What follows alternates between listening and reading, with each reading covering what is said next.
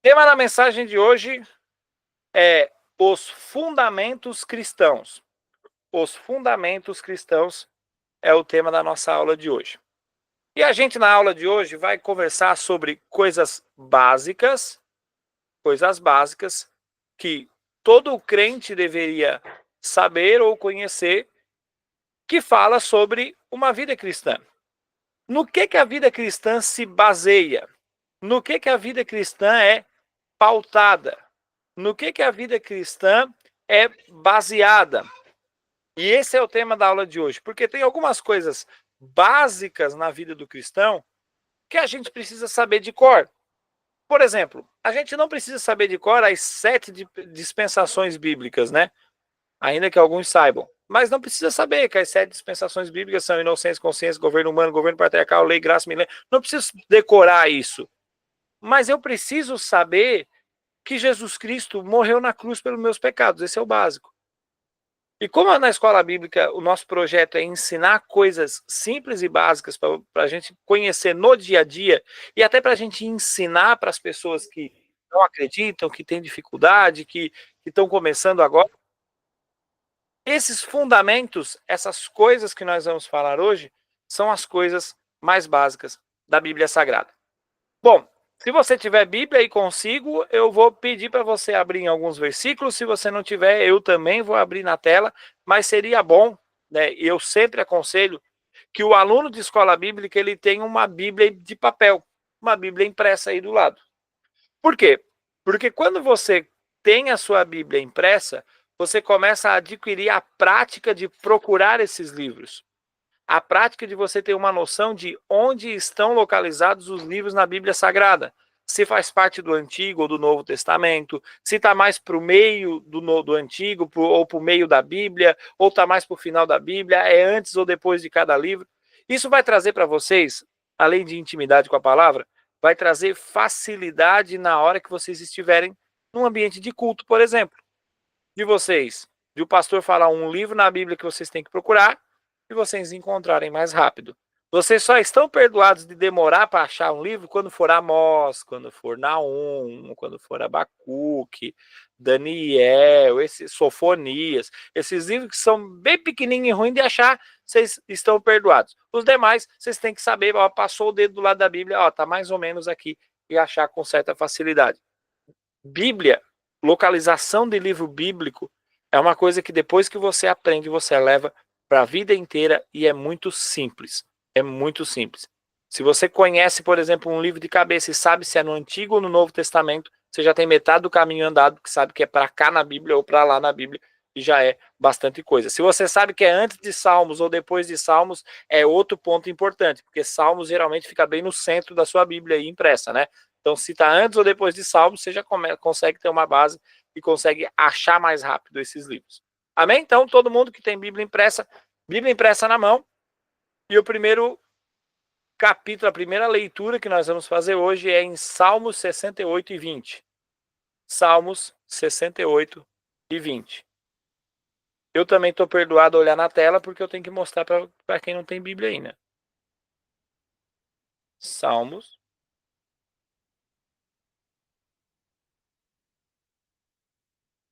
68 e 20.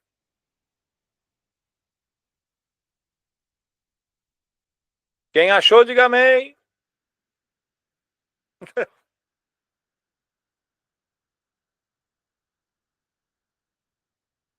Aqui. O nosso Deus é o Deus da salvação. E a Deus, o Senhor, pertencem os livramentos da morte. O nosso Deus é o Deus da salvação.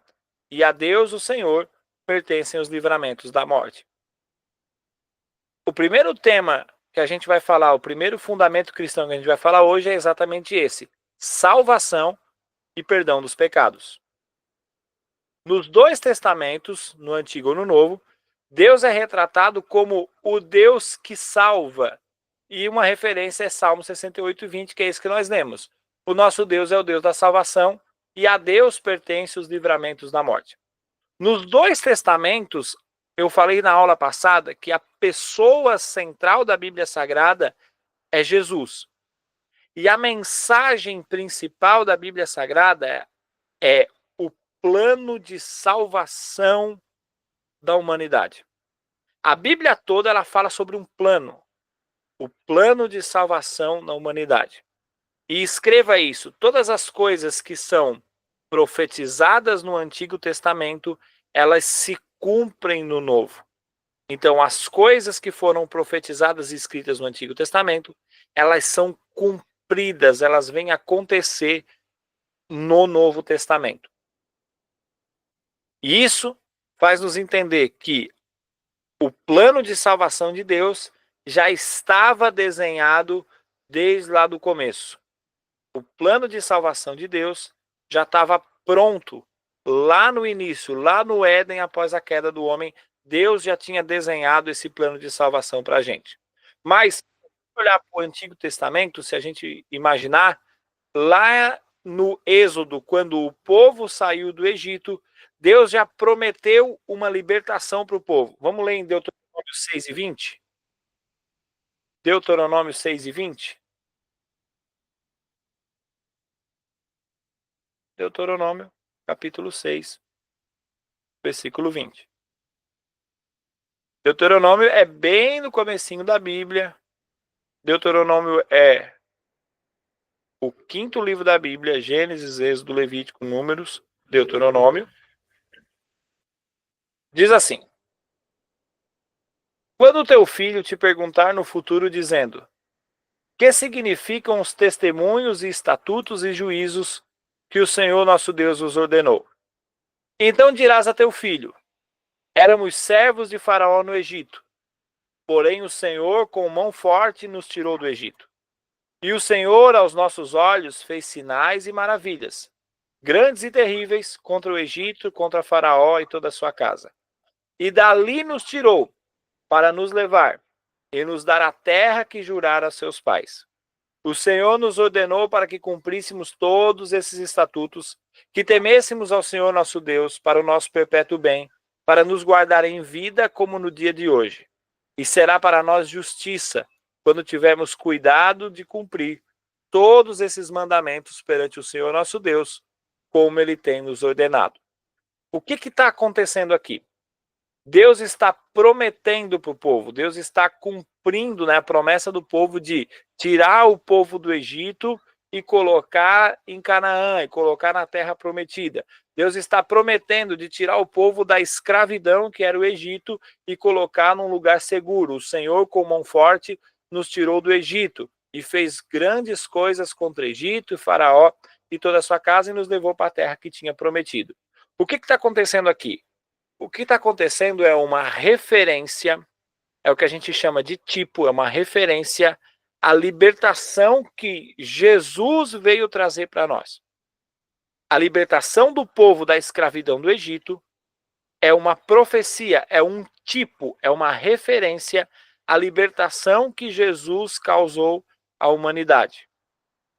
A libertação de Deus, que libertou o povo da escravidão física, que libertou o povo do jugo de Faraó, daquilo que Faraó e o Egito causavam no povo, é uma referência, é uma ilustração daquilo que Jesus fez na cruz do Calvário, que é nos libertar. Se o Filho vos libertar, verdadeiramente sereis livres. Que é nos mostrar a verdade. João 8,32, conhecereis a verdade e a verdade vos libertará. É João 10:10, eu vim para que tenham vida e a tenham em abundância. Todas essas promessas de Deus de nos libertar do peso do pecado, de nos libertar do império das trevas, de nos trazer, de nos resgatar das mãos do pecado, o salário do pecado é a morte, porém o dom gratuito de Deus é a vida eterna. Tudo isso é um cumprimento das profecias que aconteciam no Antigo Testamento. Então, o primeiro dos fundamentos bíblicos, dos fundamentos cristãos, é a salvação que está aí retratada, refletida nesses versículos de Deuteronômio. Outro versículo é Colossenses 1:19. Colossenses 1:19. Colossenses, bem no finalzinho da Bíblia.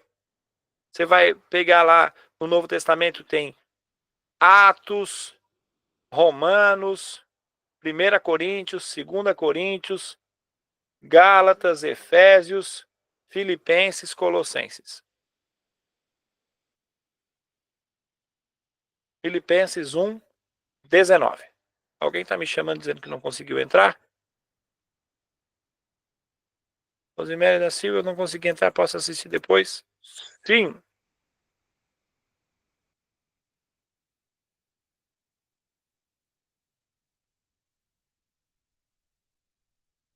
Olá, pode ser. Amanhã, no grupo. Filipenses 1, 19, todos acharam? Porque foi do agrado do Pai que toda a plenitude nele habitasse, e que, havendo por ele feito a paz pelo sangue da cruz, por meio dele reconciliasse consigo mesmo todas as coisas, tanto as que estão na terra, como as que estão no céu.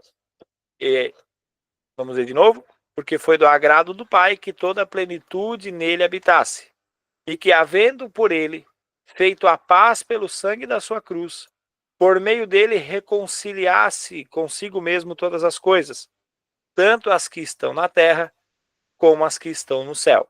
Então foi por meio da cruz de Cristo que a paz foi trazida de volta. É por meio da cruz de Cristo que foi promovida a paz. A paz em nós, a paz em nossas vidas, a paz nossa com o próprio Deus. Ele reconciliou essa união, essa comunhão. Quando o homem peca no jardim do Éden, rompe-se, né? Desde que o pecado entrou no mundo pelo intermédio de Adão, todo homem já nasce com a identidade pecaminosa. Sendo assim, já nascemos separados de Deus por intermédio do pecado. A palavra de Deus nos diz que o homem, depois de pecar, se tornou depravado, alienado da glória de Deus e destinado ao castigo eterno. Dessa forma, a raiz do problema espiritual do homem se encontra na sua natureza caída. Desde o nascimento até a morte, o homem se encontra em inimizade com o seu Criador.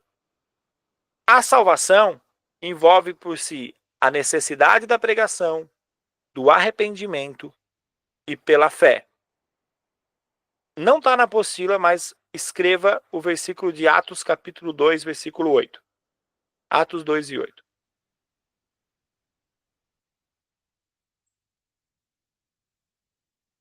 Perdão, Efésios 2 e 8. Errei o livro. Efésios 2 e 8.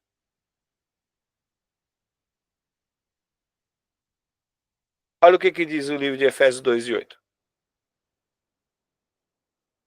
Porque pela graça sois salvos, por meio da fé, e isso não vem de vós, é dom de Deus. Não vem das obras, para que ninguém se glorie. Esse versículo exprime nada mais do que a gente precisa de Deus, a gente precisa de fé para alcançar a salvação. Amém? A salvação não vem por obras, a salvação vem pela fé. A salvação é pela graça de Deus. Ou seja, vamos entender melhor esse versículo. Se a salvação é pela graça de Deus, significa que Deus me dá mesmo sem eu merecer. Correto? Correto. Então, a diferença, a graça é um favor imerecido. Deus me dá mesmo eu não merecendo. Só que a Bíblia diz que eu só consigo isso por meio da fé. Eu só consigo alcançar a salvação por meio da graça se eu tiver fé, se eu alcançar a fé. E aqui eu abro dois parênteses, né? Quase que como um desenho. Vamos lá, se eu consigo isso, ser salvo pelo meio da fé, anote Romanos 10 e 17. Porque o que diz Romanos 10 e 17? A fé vem pelo ouvir e ouvir a palavra de Deus. A fé vem pelo ouvir e ouvir a palavra de Deus. Romanos 10 e 17. Segunda coisa, diz que pela graça sois salvos por meio da fé, e isso não vem de mim, é dom de Deus. Aí o versículo 9. Não vem das obras para que ninguém se glorie. Não vem das obras para que ninguém se glorie. Só que, porém, anote outro versículo. Tiago 2:17.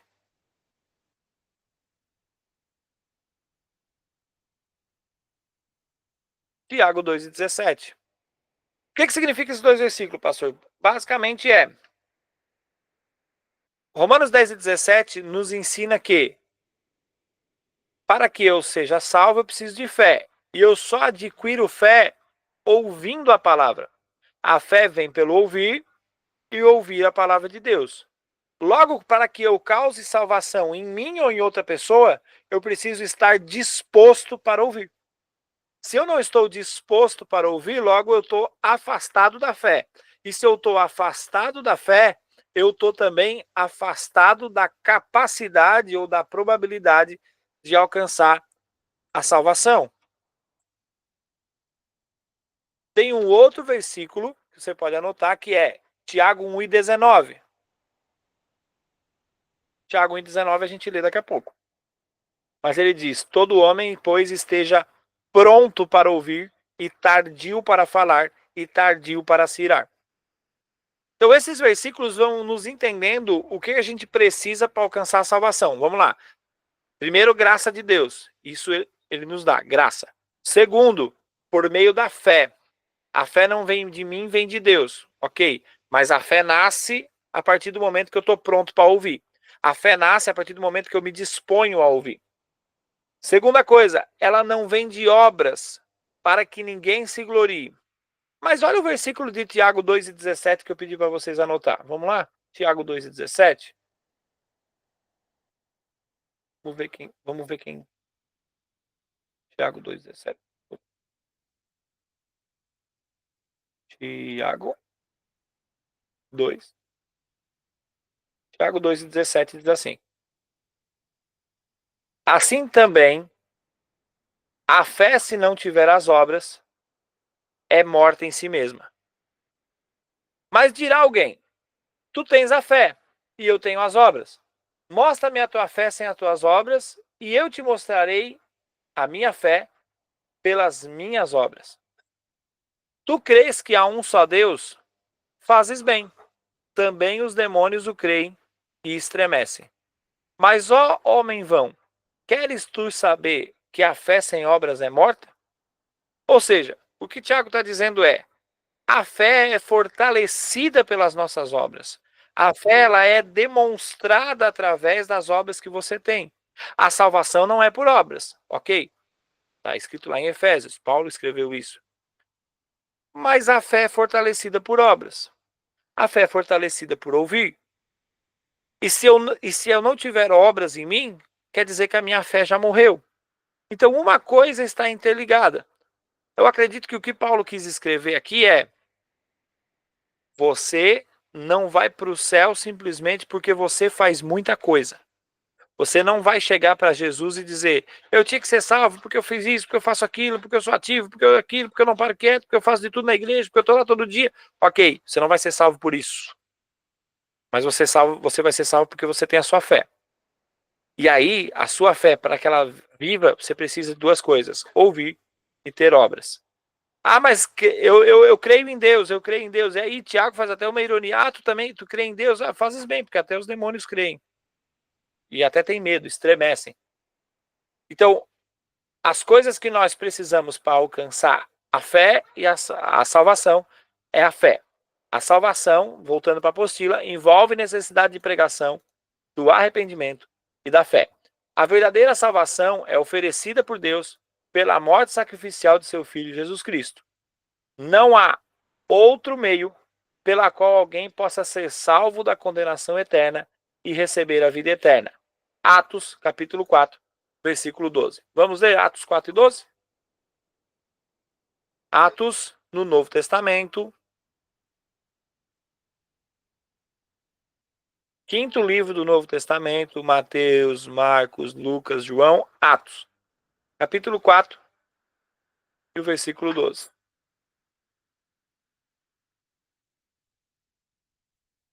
Ó, vou liberar para vocês abrirem o microfone de vocês.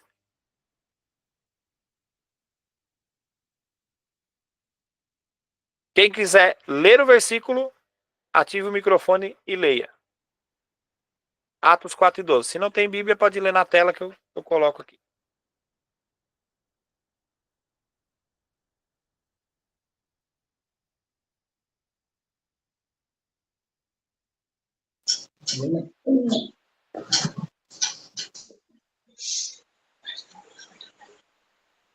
A paz, boa noite. Boa noite, paz. E em nenhum outro há salvação, porque também debaixo do céu nenhum outro nome há, dado entre os homens, pelo qual devamos ser salvos. E nenhum outro há salvação, porque também debaixo do céu nenhum outro nome há, dado entre os homens, pela qual devamos ser salvos.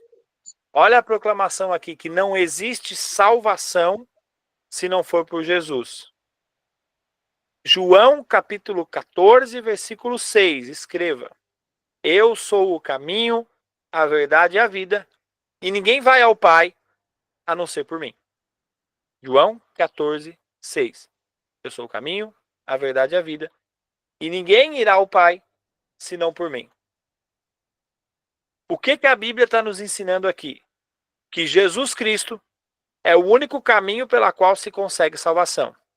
Não tem nenhum outro nome na terra, não tem nenhum outro nome no céu, não tem nenhum outro nome em outro planeta que você consiga proclamar esse nome e por meio desse nome ser salvo.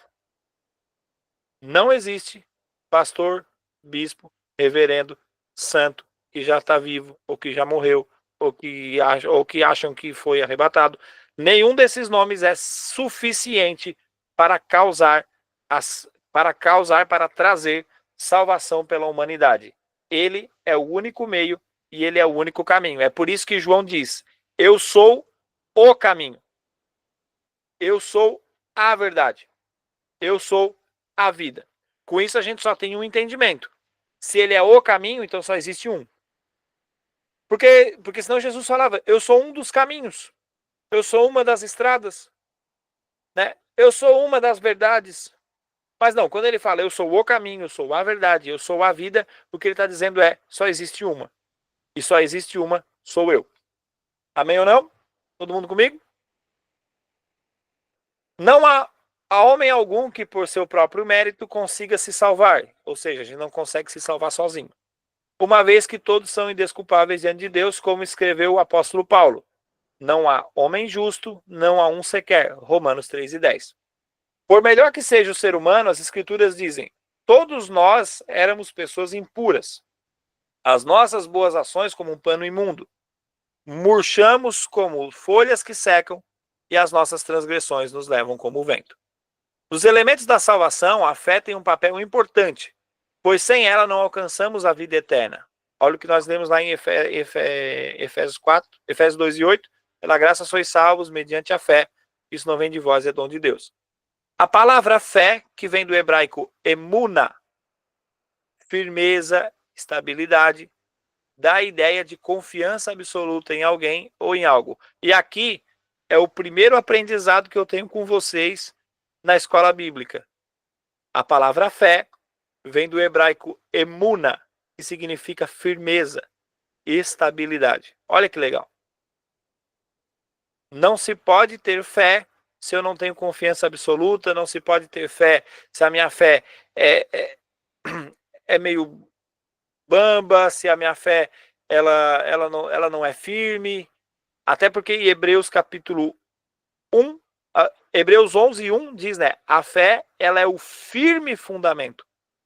Se a fé ela é o firme fundamento, Hebreus 11:1, das coisas que não se veem, o entendimento que eu tenho aqui é: só existe fé quando há firmeza. Só existe fé quando existe plena certeza. Só existe fé quando não há dúvida. Dessa forma, se eu entendo assim, acreditar é estar certo sobre alguma coisa, ter certeza, convicção. E em grego, a palavra ganha outro significado: persuasão, convicção firme, e é baseado no ouvir. Por que quando alguém está expondo as razões das palavras, a gente sempre usa hebraico e grego? Por que a gente usa hebraico e grego? Porque a Bíblia ela foi escrita em 3 idiomas, basicamente. Hebraico, aramaico e grego. O Antigo Testamento ele foi escrito em hebraico e aramaico, e o Novo Testamento ele foi escrito em grego. Essa informação é fundamental para você entender por que às vezes a gente procura significados das palavras que nós conhecemos em hebraico e aramaico. Porque vai fazer que a gente alcance mais profundidade no entendimento. Então, né, fé é emuna, que é firmeza, e do grego tem outro significado, mas é bem semelhante, que é convicção firme, que é baseada no ouvir. Lembra de Romanos 10 e 17? A fé vem pelo ouvir. A fé não é uma emoção que passa de uma pessoa para outra, mas uma convicção gerada pela presença do Espírito Santo na vida daquele que reconheceu seu estado de alienação. Na carta aos Hebreus, capítulo 11, o autor esclarece que a natureza da fé, e traz uma lista de homens cheios de fé presente na Escritura. O apóstolo Paulo usa a carta de Romanos para abordar o tema, usando o versículo 17 do capítulo 1 como tema central para toda a carta. O justo viverá pela fé. Versículo criado pelo apóstolo e retirado do livro de Abacuque 2 e 4. Olha que interessante é esse o justo viverá pela fé. Quando a gente fala que o justo viverá da fé, a gente tem que pensar no sentido da palavra viverá, não é? Porque se eu imaginar que eu posso usar a fé de vez em quando, talvez estaria escrito o justo usará a sua fé. Talvez estaria escrito de o justo tem fé para quando precisa. Quando a Bíblia exprime que o justo ele vive pela fé, significa que ele tem que usar isso o tempo inteiro. Quem é justo precisa exercitar a fé o tempo inteiro, porque ele vive pela fé. Show? A expressão de que o justo ele viverá pela fé, ele está explicando isso, dizendo: você não pode, não precisa, você não deve usar a fé só quando precisa. E aqui é um parêntese legal, porque tem gente que tem muita fé quando está doente, tem gente que tem muita fé quando está com uma dificuldade, tem gente que tem muita fé quando está em crise, tem gente que tem muita fé quando o sapato aperta. Mas quando as coisas estão não tão ruins assim, ou quando parece que não precisa tanto de um milagre, a fé enfraquece e às vezes nem lembra que tem fé para usar, ou nem lembra que Deus existe, ou nem lembra que pode conversar com Deus, ou nem lembra do próprio Deus. A expressão da Bíblia Sagrada que Paulo utiliza de o justo viverá da fé, nos faz pensar nisso, que a fé ela é para ser usada o tempo inteiro. É a sua vida. Se você não tem vida, se você não tem fé, você não tem vida. Afinal de contas, sem fé é impossível agradar a Deus. Sem fé, você não alcança nem mesmo a salvação. Após compreender e aceitar a salvação, agora o nosso interior tem uma luta constante da carne, que é o pecado, contra o nosso espírito, novas atitudes. Por isso, está escrito em Pedro, né? Vivam pelo espírito e de modo nenhum satisfarão os desejos da carne. Pois toda a carne deseja o que é contrário ao espírito, e o espírito que é o contrário à carne. Eles estão em conflito um com o outro, de modo que vocês não fazem o que desejam. Mas, se vocês são guiados pelo espírito, não estão debaixo da lei. O fundamento mais importante para o cristão é ter o fruto do espírito e fugir das obras da carne. Se a gente lê o fruto do espírito, e eu acho importante que a gente faça essa leitura em Gálatas 5, abra comigo lá em Gálatas 5.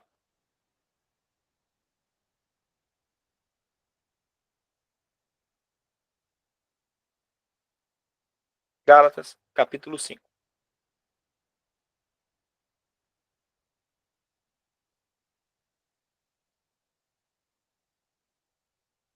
Versículo 22 aqui, ó.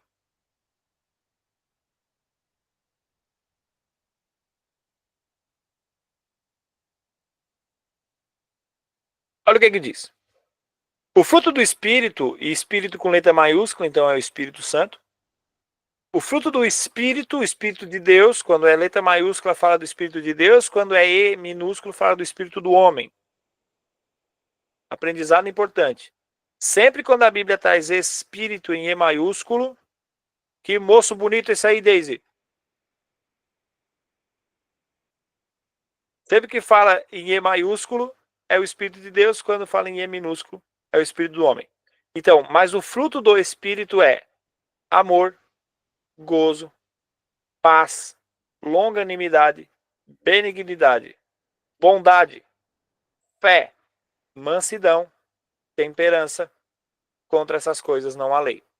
Agora, importante perceber, não são os frutos do Espírito, é o fruto do Espírito. Quando a Bíblia fala de fruto, ela fala de duas coisas. Mas fruto pode ser interpretado, principalmente para nós aqui, como um resultado. Quando a Bíblia fala pelos seus frutos o conhecereis, está dizendo aquilo que você gera é que faz com que eu te conheça. Então, pelo seu fruto, pelo aquilo que você gera, pelo aquilo que vem depois de você, pelo aquilo que sai de você, é que eu consigo te conhecer. Então, aquele que tem o Espírito de Deus também tem o fruto do Espírito. Então, é um fruto de vários gomos, como se fosse isso, um fruto com vários gomos. E se você não tem um desses gomos, então está faltando alguma coisa do Espírito em você, porque o fruto ele vem inteiro, ele vem completo. Então, vamos parar para pensar. O estudo não é sobre isso, mas é importante falar. Fruto do Espírito é amor, gozo, que é alegria, paz, longanimidade. Longanimidade é demorar para ficar brabo. Benignidade é uma pessoa boa. Bondade é alguém que exercita a bondade. Fé, mansidão, temperança. Perceba como o fruto do Espírito age basicamente sobre comportamentos. O fruto do Espírito Santo em nós, ele é sobre comportamentos. E na maioria dos comportamentos,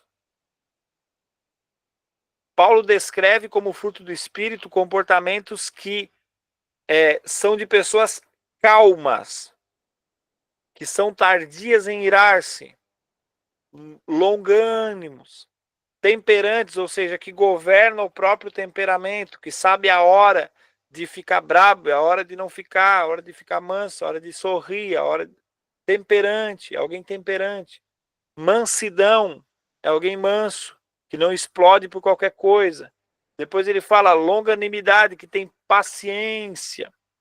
Ou seja, são aspectos comportamentais. E aí eu não preciso falar nada de amor e fé, que essas coisas é o básico que todo cristão precisa carregar. Mas o fruto do Espírito é esse aqui, em Gálatas 5:22. É um versículo muito bonito, que exprime, e aí o 23 ele é fantástico, que diz: contra essas coisas não há lei. Não há lei na terra e não há lei, nem a lei antiga de Moisés, que fale contra essas coisas. Você nunca vai encontrar uma legislação que fale contra o amor, que fale contra o gozo, contra a alegria, contra a paz, contra ser tardio em irar-se, contra a temperança. Não, todo mundo tem que ser brabo, se não ser brabo vai preso. Não existe isso. Contra essas coisas não há lei, é o fruto do Espírito. A carne é contrária ao Espírito. Então, se você fazer uma leitura aqui em Gálatas 5:16-18, versículos antes, você vai encontrar as obras da carne. Porque as obras da carne são manifestas, que são adultério, fornicação, impureza, lascívia, idolatria, feitiçaria, inimizades, porfias, emulações, iras, pelejas, dissensões, heresias, invejas, homicídios, bebedices, glutonarias e coisas semelhantes a essas, as quais acerca vos declaro que antes vos disse: os que cometem tais coisas não herdarão o reino de Deus. Então, qual é o foco da salvação? É fé. Como é que eu consigo fé? Ouvindo e executando boas obras. Qual é o contrário da salvação? Cultivar em mim o fruto da carne e não o fruto do Espírito. As obras da carne e não o fruto do Espírito. Até aqui, alguma dúvida? Quem tem dúvida pode levantar a mãozinha, que aí eu interrompo e explico. Ou manda por escrito no chat. Não vão para casa com dúvida, pelo amor de Deus. O fundamento mais importante para cristão é ter o fruto do Espírito e fugir das obras da carne. Então, o primeiro fundamento que aprendemos hoje foi salvação. O segundo fundamento é batismo nas águas. Batismo nas águas. O que significa o batismo nas águas? É o sepultamento do velho homem e o nascimento de uma nova vida com Jesus Cristo. Isso está lá em Romanos 6, versículo 3 e 4. Ou será que vocês ignoram que todos nós que fomos batizados em Cristo Jesus, fomos batizados na sua morte? Fomos sepultados com ele na morte pelo batismo, para que, como Cristo foi ressuscitado entre os mortos pela glória do Pai, assim também nós andemos em novidade de vida. Jesus foi batizado quando era adulto. Não porque era necessário, e sim para ficar e servir de exemplo e obediência. Está escrito esse texto em Mateus 3:13. Essa ordenança teve início com seu próprio batismo no Rio Jordão. Vamos ler lá então, Mateus 3:13. Mateus, primeiro livro do Novo Testamento.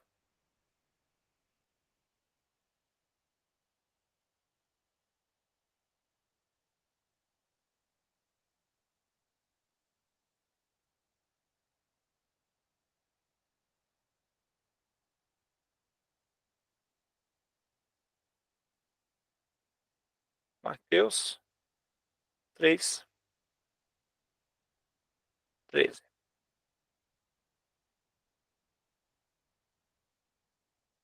Quem quiser ler, ganha 10 na próxima prova.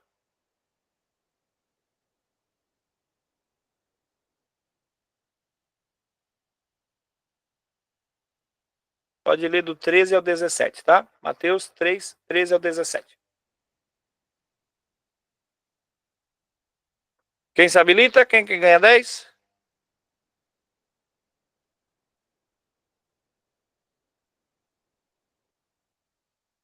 Pode ler, Ana. Por esse tempo, dirigiu-se Jesus da Galileia para o Jordão, a fim de que João o batizasse. Ele, porém, o dissuadia, dizendo: Eu é que preciso ser batizado por ti, e tu vens a mim?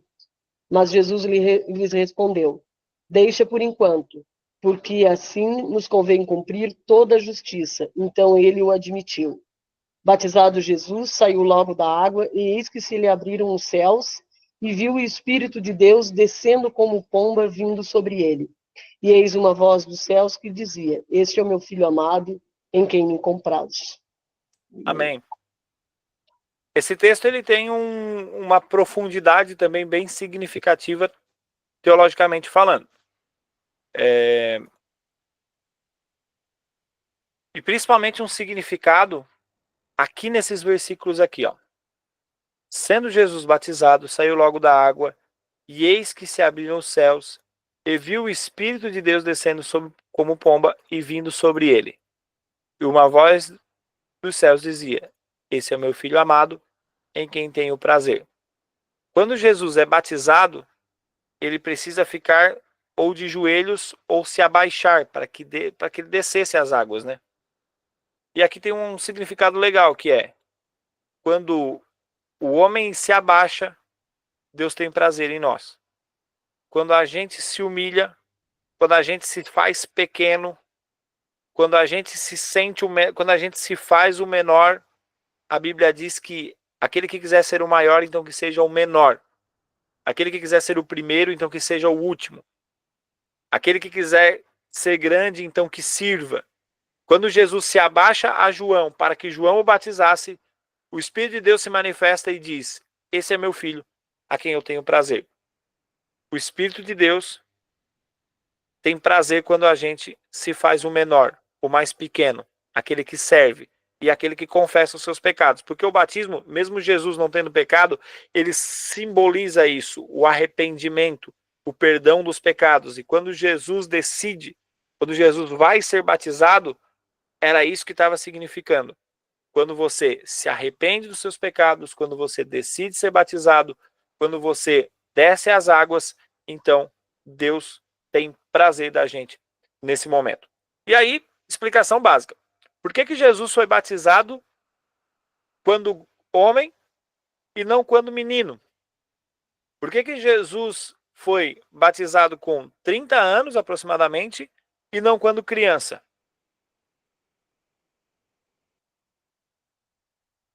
Alguém se habilita?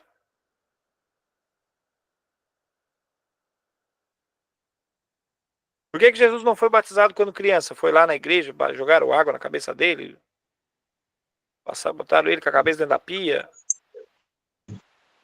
Porque foi uma escolha dele?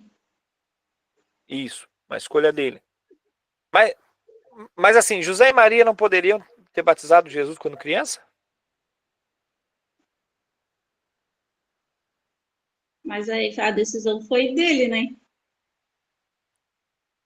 Jesus não foi batizado quando criança. Obrigado, mesmo. Jesus não foi batizado quando criança, porque o batismo, por ser um arrependimento de pecados, que pecado tem uma criança?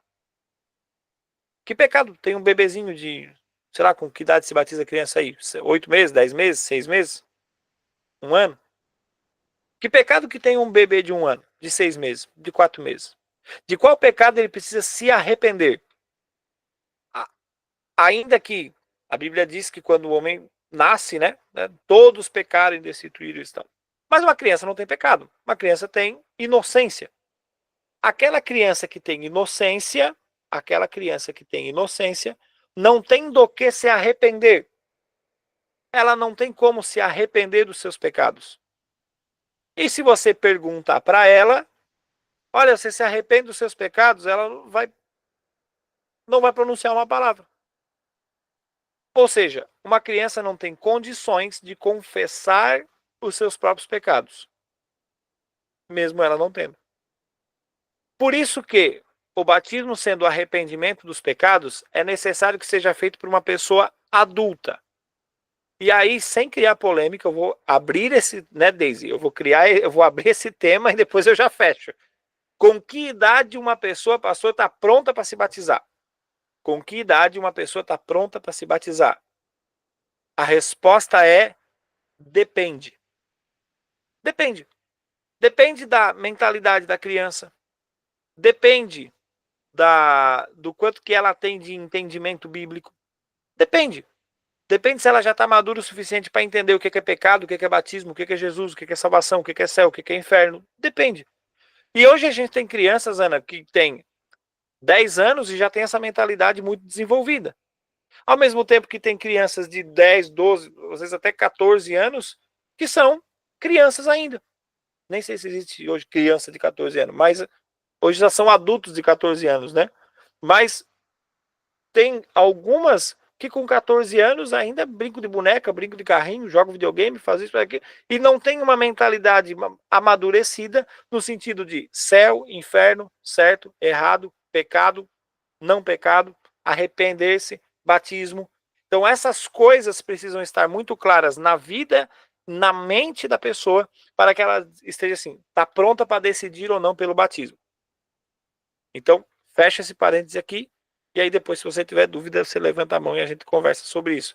Mas o meu entendimento sobre batismo é isso, quando uma pessoa é adulta e madura o suficiente para dizer se ela pode ou não, se ela entende ou não o que é pecado, o que é céu, o que é inferno. Por isso que uma criança não está pronta para ser batizada, porque ela não alcança esse significado de arrependimento de pecados. Por isso que as nossas igrejas não batizam crianças, né? Crianças pequenas. Elas batizam adultos e pessoas que, ainda que na adolescência, sabem o que estão fazendo, têm consciência dos seus pecados. E crianças nós apresentamos assim como Jesus foi apresentado, e o texto está lá em Lucas 2:27. Assim, pelo Espírito foi ao templo, e quando os pais trouxeram o menino Jesus para fazerem por ele segundo o costume da lei. Jesus foi apresentado pelo profeta Simeão em Lucas capítulo 2, versículo 27. Era uma promessa de Deus a Simeão: você não vai morrer sem antes ver o Salvador. E Simeão pega Jesus nos braços, apresenta Jesus e ele vê o Salvador, depois disso ele morre.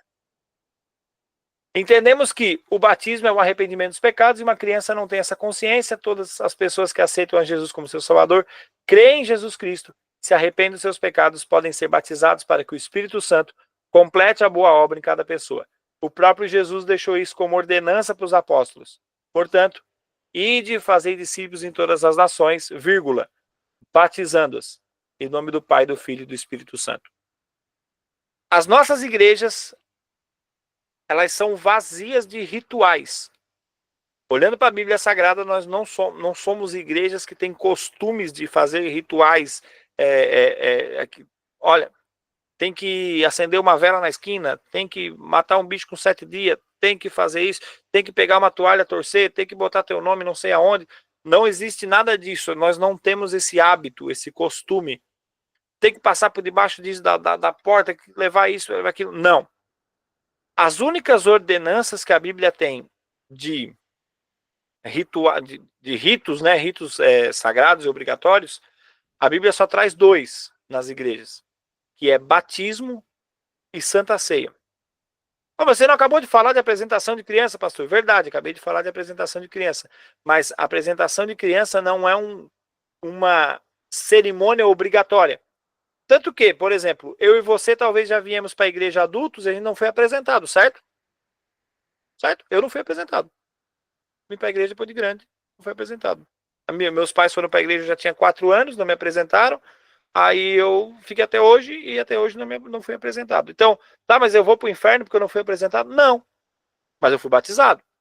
Mas eu participo da ceia. As únicas 2 ordenanças que tem na Bíblia é batismo e Santa Ceia. Tá, então por que se apresenta criança? Por costume. Por costume. Simplesmente por isso. Porque é bonito. Porque é legal. Porque é abençoador, para abençoar a vida da criança.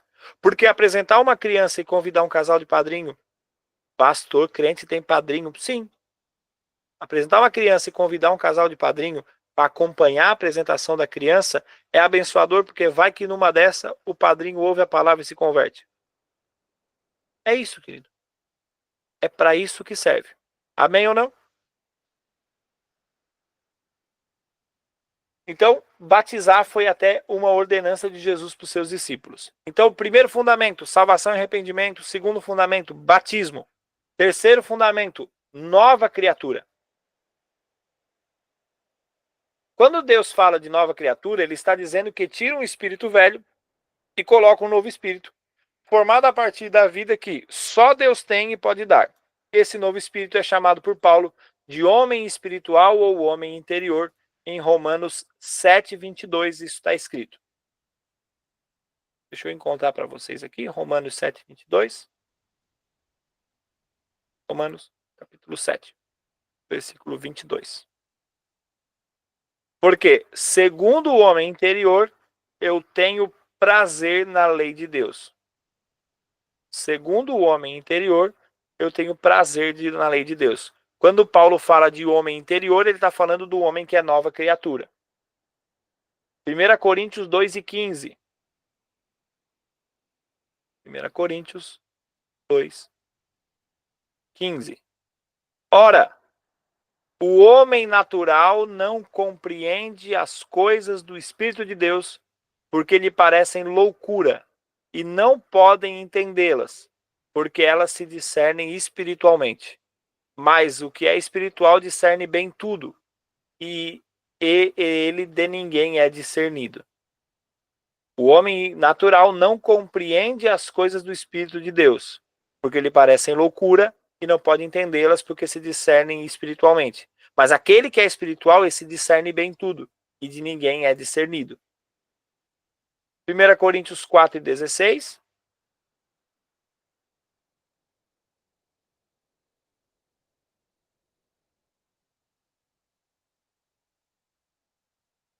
Admoesto-vos, pois, a que sejais os meus imitadores.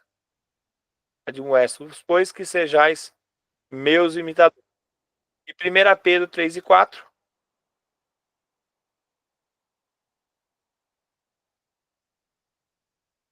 Mas o homem encoberto no coração, no incorruptível traje de um espírito manso e quieto, que é precioso diante de Deus. O homem encoberto no coração, no incorruptível traje de um espírito manso e quieto, esse é precioso diante de Deus. Então, o que a gente está aprendendo aqui é a necessidade de sermos feitos novas criaturas. Em 2 Coríntios 2:9 diz: aquele que está em Cristo, nova criatura é. As coisas velhas se passaram e tudo se fez novo. Aquele que permanece em Cristo foi feita nova criatura. E quem é feito nova criatura teve os seus pecados perdoados. Nele temos a redenção por meio do seu sangue, o perdão dos pecados, de acordo com as riquezas da graça de Deus. Efésios 1:7. A palavra redenção significa libertação efetiva mediante pagamento de resgate. A dívida contra nós não foi só cancelada, mas sim paga totalmente mediante um resgate, com o sangue de um inocente que nos amou incondicionalmente. Quem foi? Jesus Cristo. Toda nova criatura não é mais escrava do pecado, pois foi liberta e agora é servo da justiça. Mas agora que vocês foram libertos do pecado e se tornaram escravos de Deus, o fruto que colhem leva à santidade e seu fim é a vida eterna. Deus habita em seu interior para que assim o nosso espírito seja transformado e receba a natureza de Deus através do Espírito Santo. 1 Coríntios 3:16. A nova criatura é dominada, é guiada pelo Espírito de Deus, que é aquele versículo que nós já lemos. Quem é dominado pela carne não pode agradar a Deus. Entretanto, vocês não estão sob o domínio da carne, mas do Espírito, se de fato o Espírito de Deus habita em vocês. E se alguém não tem o Espírito de Cristo, esse não pertence a Cristo. Mas se Cristo está em vocês, o corpo está morto por causa do pecado, mas o Espírito está vivo por causa da justiça. Quando Paulo escreve o corpo está morto por causa do pecado, ele está citando que é as vontades do corpo, as vontades da carne, as vontades do mundo. Então, o corpo está morto por causa do pecado, ele quis dizer isso, não que vocês já morreram, né? Então vamos lá. Salvação e perdão dos pecados, batismo, nova criatura e o quarto e último fundamento da aula de hoje que a gente vai falar é certeza de vida eterna. Falar sobre certeza de vida eterna é um ponto bem crucial da carreira cristã, porque muitas pessoas, embora estão na igreja há muito tempo, não têm certeza da vida eterna. Se eu perguntar para vocês hoje, se Jesus voltar agora, você vai para o céu? Talvez tenha gente que tenha dúvida. Será que eu vou? Será que eu não vou? Será que eu chego? Será que eu não chego? Será que eu preciso pedir, meu Deus, e agora? Será que eu vou ou não? E ter essa salvação é um dos fundamentos.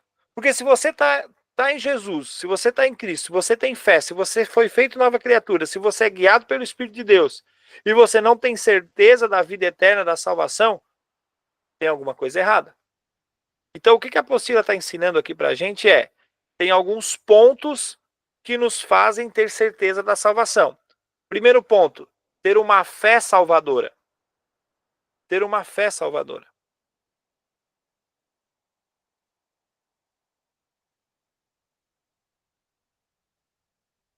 Martinho Lutero disse que o tipo de fé que justifica é uma fé que produz um fruto de justiça.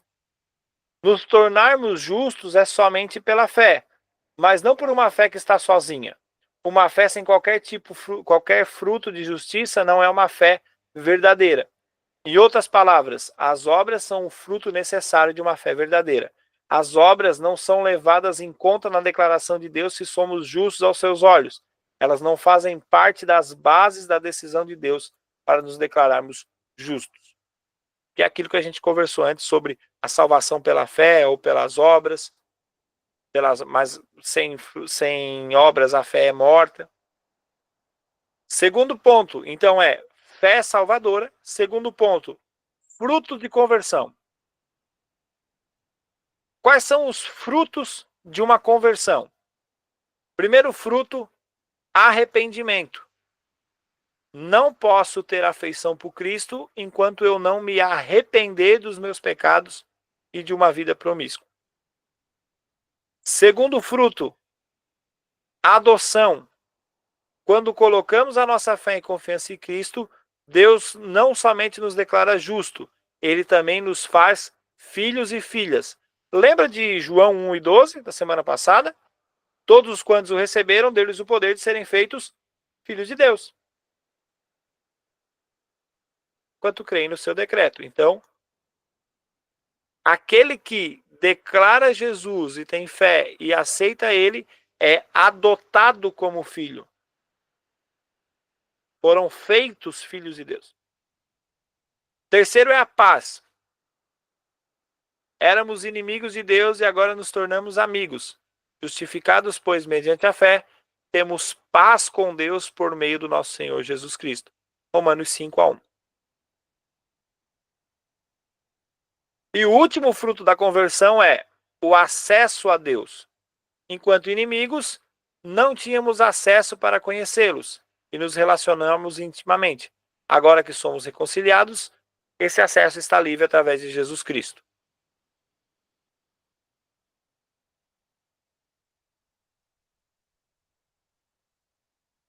Primeiro ponto, fé salvadora. Segundo ponto, frutos de conversão. Terceiro ponto, santificação. Anotem um versículo importante no aspecto de santificação é Hebreus capítulo 12 e versículo 14.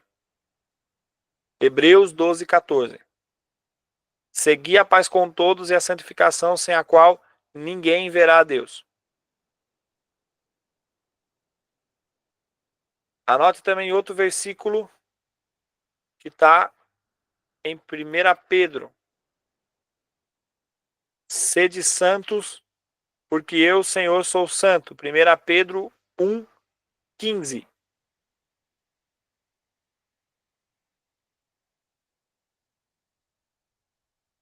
O que é santidade, pastor? O que significa santidade? É a obra de Deus acontecendo em nós. É nós buscarmos nos tornarmos cada vez mais parecidos com Cristo. É nós tentarmos cada dia mais agradar a Deus. É nós a cada dia mais nos separarmos do mundo. Santo significa separado. O significado da palavra santo significa aquilo que é separado. A gente não consegue alcançar uma santificação se a gente não pensar em separação das coisas do mundo. Outro ponto que nos traz certeza da salvação, então, a primeira, fé. A segunda, frutos de conversão, como arrependimento, adoção, paz e acesso a Deus. Santificação e perseverança.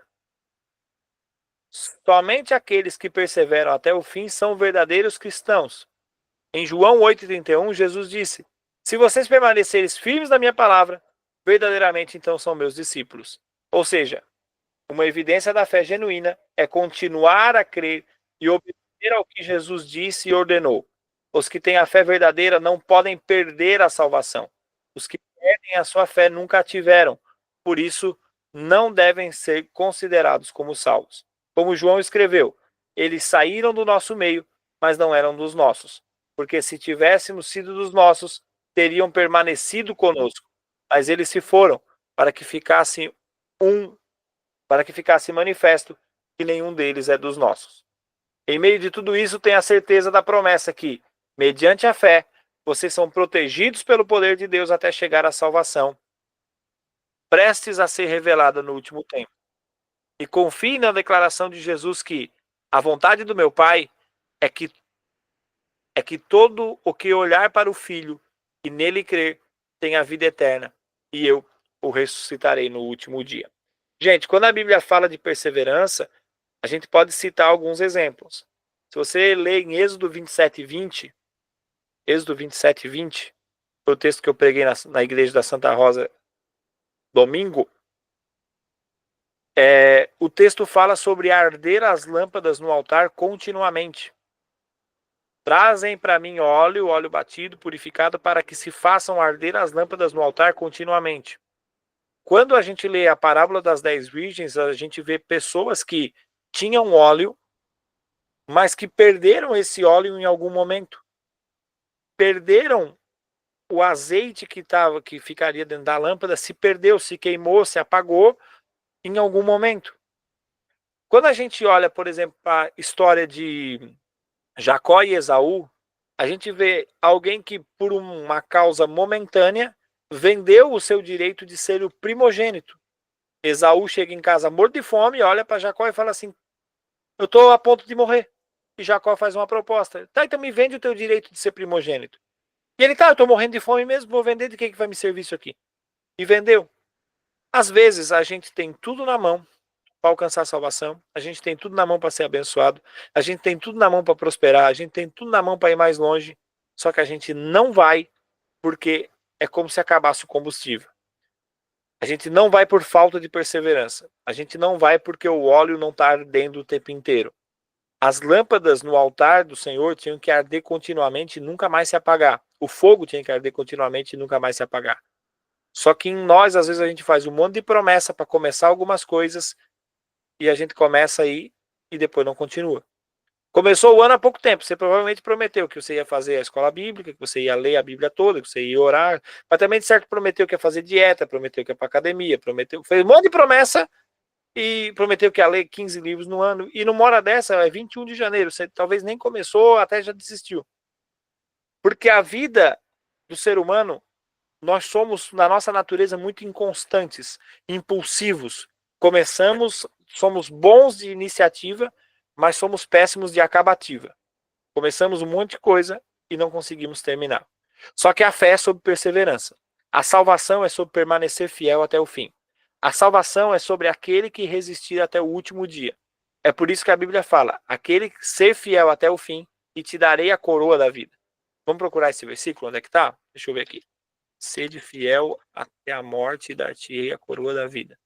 Apocalipse 2:10. Sede fiel até a morte e dar-te-ei a coroa da vida. É sobre fidelidade e perseverança até o final. É isso que Jesus disse aqui. Aquele que olhar para o Filho e nele crer vai ter a vida eterna, e eu o ressuscitarei no último dia. A vida não é sobre como a gente começa, é sobre como a gente termina. Salomão dizia que melhor é o fim das coisas do que o começo. Melhor é o fim das coisas do que o começo. Então, melhor é que a gente persevere, melhor é que a gente continue firme, melhor é que a gente fique fiel até o fim, porque se a gente conseguir ser fiel até o fim, nós temos o requisito da perseverança. E se você está perseverante, tenha certeza que você vai ter a salvação. Amém, gente? Tem os exercícios. Amém. Amém, Nicole. A gente tem os versículos aqui na apostila.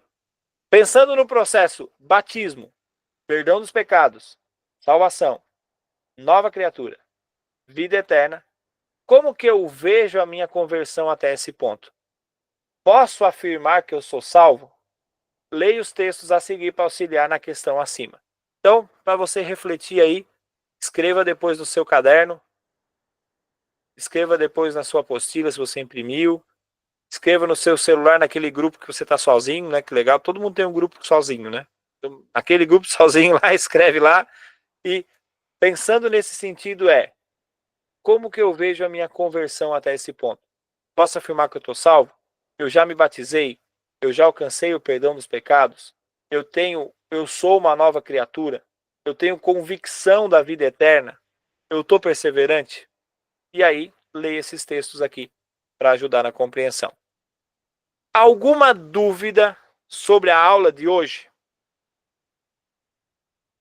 Tem alguém com alguma dúvida?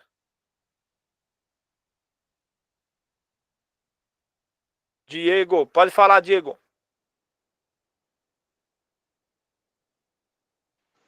E como que a gente tem certeza que realmente foi perdoado de um pecado?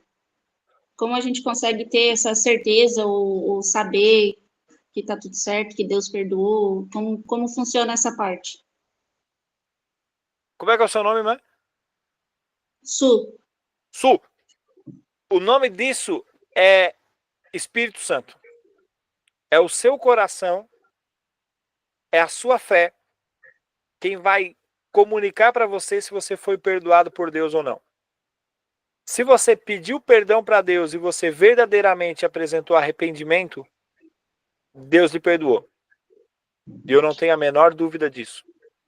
Se você pediu perdão para Deus em oração e você se arrependeu de todo o coração daquilo que você fez, Deus lhe perdoou. Mas esse arrependimento precisa ser genuíno e verdadeiro. Quem vai trazer essa paz para você é o próprio Espírito de Deus. Quando você faz essa oração e você tem paz, você foi perdoado. Porque Deus não é, o Espírito de Deus não é espírito de confusão. Ele é um espírito de paz. E por Deus ser um espírito de paz, se eu oro para Deus pedindo perdão aos meus pecados e isso traz paz à minha alma, leveza, eu fui perdoado. Não sei se eu te respondi. Amém? Mais alguém? Alguma dúvida?